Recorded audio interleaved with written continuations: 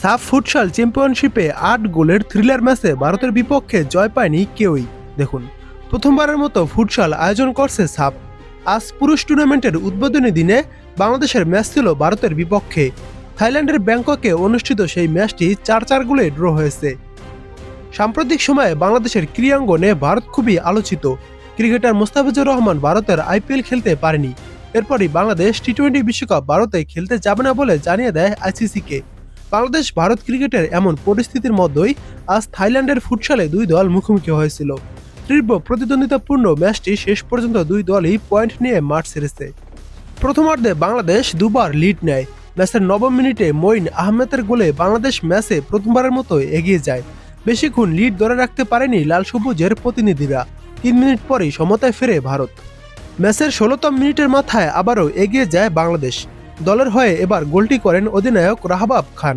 তবে বিরতিতে যাওয়ার ঠিক আগ মুহূর্তে ভারত গোল করলে স্কোরলাইন ২-২ সমতায় আসে। দ্বিতীয়ার্ধে ঘটে উল্টো ঘটনা। ভারত দুবার লিড নেয়, বাংলাদেশ সমতায় আনে। ম্যাচের ২৭তম মিনিটে প্রথমবার এগিয়ে যায় ভারত। ৪ মিনিট পর বাংলাদেশকে সমতায় ফেরান মঈন আহমেদ। ভারতের গোলরক্ষকের পায়ের ফাঁক দিয়ে বল জালে জড়ান, করেন নিজের দ্বিতীয় গোলটি। ম্যাচের ৩৬তম মিনিটে ভারত গোল করলে পরাজয়ের সংখ্যা জাগে বাংলাদেশের। তবে পরের মিনিটে ভারতের ডিফেন্ডারের পা থেকে বল ছুটলে বাংলাদেশ অধিনায়ক রাহাবাব খান দারুণ দক্ষতায় কেড়ে নিয়ে জোরালো শটে গোল করেন। এতে বাংলাদেশ আবার সমতায় পায়। ম্যাচের শেষ ৩ মিনিটে দু দলই গোলের সুযোগ মিস করেছে।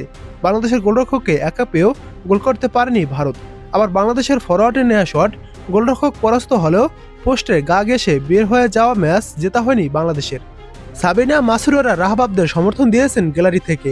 আগামীকাল নারী সাফ ফুটসালে বাংলাদেশ মুখোমুখি হবে ভারতের বিপক্ষে। দুই টুর্নামেন্টে সাফের ৭টি দেশ অংশগ্রহণ করছে। ৬ মাস শেষে সর্বোচ্চ পয়েন্টধারী দল চ্যাম্পিয়ন হবে।